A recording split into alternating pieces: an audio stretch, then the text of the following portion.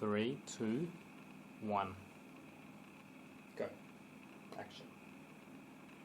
Welcome to Creatives on the Couch. We have got here today Dave Drummond, who is fantastic at his music. He has originals of country music as well as classic covers. We want to know a little bit more about you, Dave. What would you like to know, Lindi? I want to know what it is like doing the kind of music that you do and travelling around. So you go to all the festivals all around Australia. Yep. And you've been travelling around and singing to all groups, from pubs to festivals and events. What is your favourite part of Australia? I'd have to say the pinnacle is Tamworth, because it's such a huge festival, and you know everybody's there, or the royalty's there, and yeah, it's great to be up there for maybe five days. Sometimes I don't get there. Yeah, because you're very busy. You're very busy. Very these busy, days, yeah. I've got out of the lounge room and got on the road. Because how did you start music? Because it can start all different ways. Well, I avoided it at first. You avoided it? Actually, it's a long story, but at high school I got kicked out of music class here because I was a bit naughty. And then nothing really happened. And then I watched my brothers and cousins learn guitar, and they were in a famous Australian band. My cousin is. Really? And still in it, actually. Which one's that? Old 55, which were huge in the 70s. And yeah, they 70s. were 70s. Let's come back a way. 70s. Yeah, they were a huge inspiration, but I didn't really get the inspiration until later in life, so I took a different direction and did the career thing. And then eventually I landed back in Melbourne and looked at this guitar that someone had bought me a few years earlier, and decided that I might learn 3 chords and start to play, and it became a bit of a passion, actually. So yeah, and with a bit of encouragement from a couple of musicians that I'd met down the beach, actually, and one night one of them couldn't perform for various reasons. He was a bit tired and emotional, I think, too. And we happened to be in the crowd, and he said, "Could you do something for us?" And my brother sort of egged me on to go on stage and play the classic "Knocking on Heaven's Door" for my first song. I was that nervous, and then he sort of took me up from there and encouraged me, and it started there in about 2000. Wow. So that was just a little while ago. Yeah, about 17 years ago. So you were quite mature when you kicked it all off. I was. I was nearly at middle age. Oh, that's what, 80 now? No, you're nowhere near that. You're nowhere near that. I was close to middle age. But you said the beach because you were definitely aspiring with your surfing. You loved it, but you did that all the time and played music as a bit of a hobby. Yep. So you're surfing. I loved the ocean and everything to do with it, and those were the times. And yeah, my brother and myself, we used to go. I used to take him everywhere as my little brother, so I took him everywhere, and then my other younger brother started as well. So yeah, and music sort of naturally flowed from that, from the vibe of the surfing, and then into the music. And I started to play some songs like Neil Young and Dylan and that sort of stuff, and then it sort of all went from there. And I got out of the lounge room, like I said, and yeah, people started to like my delivery, I suppose, which is a bit different to your normal singer, I suppose. I do it my way, and that's how we arrived at the book. Definitely, I've heard about the book. So you've got a mocked up copy here. I have. They're very mocked up. Which is quite funny. It's Dave's Way. Mm. So Dave's Way, Aussie Tales from Life's Music Highway. Mm. So you're going into more the original side, of course, even though people like you playing the country classics. Yep. But in this, can you tell us a little bit of stories of what might be in this book when it's released?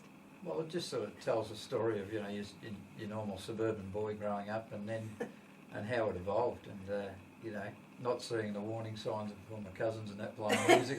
I never got on board early, and just later on in life, and you know, it did have a little bit to do when my elder brother got sick, and I seemed to somehow got some inspiration from that in a very funny way that I just remembered the songs he used to play, and one day I thought maybe I could do that. So I started to learn his songs, and yeah, that inspired me to keep going, and I don't really understand why, but that's what's happened, and I just just kept following those songs, and from there I developed other songs along that genre, So and then started writing songs in that Michael vein. was your brother, Michael. Yeah, Michael. Michael, and he played a lot too. So that Yeah, inspiration. he played by ear, which wow, that's talented. he did. He loved his nickname for me. I was the tunnel vision guitar player because he said I knew nothing about the fretboard, and he was pretty right. So, Yeah. and I didn't really, That's and I still don't know a lot about it. It's Yeah. a bit of a mystery to anyone who plays a guitar, I suppose. I don't know how you do it.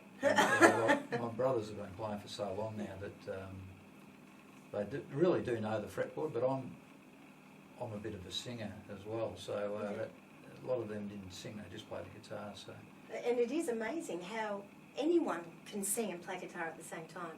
I mean, I'm dyslexic at any time doing something like that, but yeah, look, I think you do very well. I mean, I'm a big fan, and I love this book. When might it be released? Later in? Well, we're hoping, yeah. Later in the year. Later in the year. 2019, something like that. So Probably look out for it. 2019. You never know. It's in production, and we're sort of we're editing it at the moment. But there's things that are going into it just as we're editing it. So hopefully early next year. And you did some classic songs from Leonard Cohen, who, God bless him, he's departed this lovely earth. Yeah. So can you play a little song for us? I can. I just have to tell you that we went and saw Leonard Cohen. I took my daughter to Leonard Cohen, and I thought the last person on earth I want to actually sit down and pay $85 or $100 to go and see is Leonard Cohen. And to tell you, I was gobsmacked by how great he was, and he was in his 80s when I saw him. He just hit the 80s, and my daughter just was beside herself because she loves Leonard Cohen, and we went and saw Leonard, and he didn't disappoint whatsoever. He was fantastic, and he actually had to go back to work to make some money because I think he owed the tax man and that stuff. And or something had happened along the way where he had to go back and make some money, but he was in his 80s and he was sensational. And I walked out and I thought, that's close to the best thing I've ever seen live. And that's saying something for an 80-year-old man to be able to do that, but that's the truth. And so you do your own version. I do a version of one of his classic songs because it's Dave's way. Yeah, I just happened to one day be sitting at home, and we've been talking about this song, and I'd actually heard it from another great Australian artist, Broderick Smith, who I met not so long ago, and Broderick had done a version of it, and anyway, in the end, I thought, Broderick's doing that, that's not bad. And of course I heard it different, I heard it Dave's way. And it's but it has got something in it that might have something to do with the country side of things. We'd love to hear, ladies and gentlemen, Dave Drummond. So this beautifully done. This is the second verse of it. Thank you. Well, I said to Hank Williams, how lonely does this get? Well, Hank Williams hasn't answered me yet, but I can hear him coughing all night long, 'cause he's 100 floors above me right here in this tower of song. Well, you can see that I've grown better, this you may be sure. The rich have got their channels in the bedrooms of the poor, and there's a mighty judgment coming. I could be wrong, but you hear these funny voices in the Tower of Song. Thank you so much for coming to see us on Creatives on the Couch. Please thank Dave Drummond. Thank you very much, Lindi. My pleasure.